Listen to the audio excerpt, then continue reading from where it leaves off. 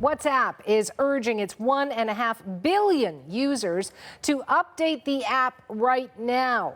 The Facebook-owned company has admitted to a major security breach in its messaging system.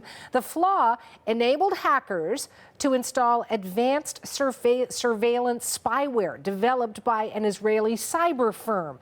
That security weakness was discovered earlier this month. It affects both iPhone and Android devices. A fix was rolled out on Friday. Maybe you use WhatsApp. This story could affect you. Our Chase team has reached out to security and hacking expert Kevin Mitnick. He was once known as the world's most wanted hacker. I don't know if you want that title, but he's got it. Today, he is CEO of MitnickSecurity.com, and we've reached him in Clearwater, Florida. Kevin, you know, I'm a tech idiot. Let's call it what it is. I was under the impression WhatsApp, they said it was going to be safe, it was going to be secure. So really, for all the non-experts out there, how could something like this happen? Well, the problem is a lot of these applications are developed by application developers. There are millions of lines of code, and people make mistakes. And what happens is security researchers find these flaws, and they're able to develop what they call exploit code to take advantage of these flaws and do exactly what was done in this case. Apparently, this Israeli company who sells these cyber weapons to nation states had this exploit as part of their bag of tricks, and it was pretty scary because all an adversary would have to do was actually ring your phone over WhatsApp, and then they would have the ability to install malware. So it's a huge wake-up call that these threats actually exist, and in a lot of cases, you know, other vulnerabilities that we don't know about today are being used to do the same thing. And you're a guy who used to exploit those vulnerabilities. I mean, #1 hacker wanted in the world. Were you surprised when you heard about this?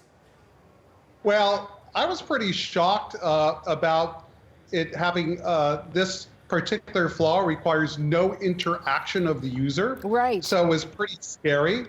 And it made me think, I was thinking, well, you know, who would have access to this exploit? Who would have the funds to do this? And this would be nation state or law enforcement. Then I'm thinking, would they have any reason to target me? I don't really think so. This type of exploit wouldn't be available to the criminal-based type of hackers because, you know, simply can't afford to buy these cyber weapons. So, you know, I was thinking, well, what are the chances that IP could be a victim of this? And regardless, you know, what everyone should obviously do is update the app as soon as possible. But if you're concerned that you could have been a victim of this attack, you could just reinstall the iOS operating system on your Apple device using iTunes. And that way it wipes everything out that's been there before. Until the next time, though? Until the next time. Unfortunately, we're powerless to stop these, what we call zero-day exploit. What a zero-day exploit, what that actually means is a security researcher found a flaw and they never reported it to companies like Apple so they could fix it, so they could use it for offensive work to actually compromise the phones of any targets that they have in their eyesight. Okay, a question for you, might be dumb to you, but I don't know the answer. You can also use WhatsApp on your computer, so does that mean that some people's computers were also hacked?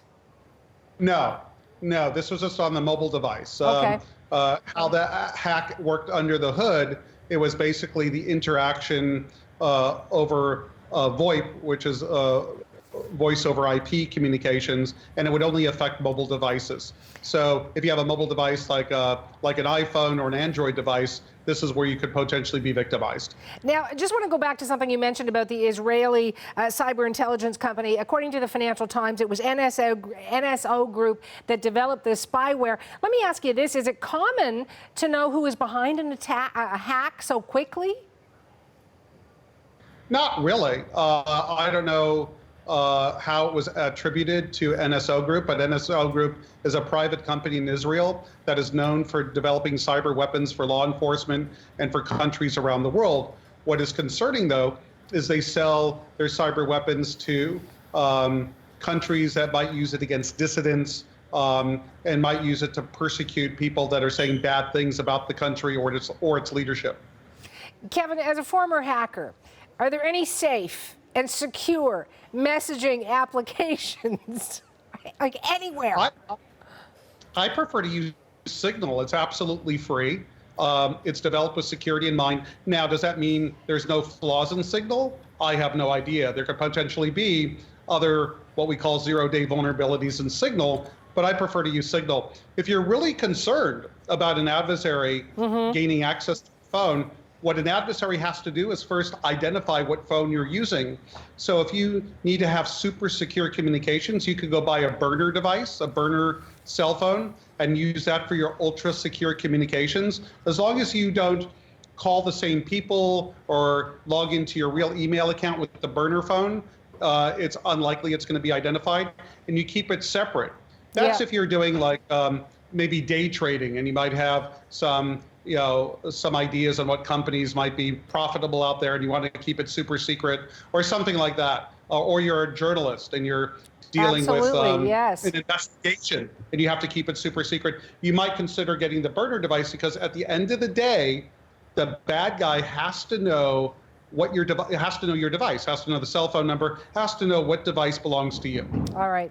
Kevin, I don't want to say happy hacking, but it's great to have you on the program. Okay, you have a good day. Well, Savannah, it's a pleasure to be on your show, and I look forward to speaking with you again in the near future. Excellent. Hacking expert Kevin Mitnick joining me from Clearwater, Florida.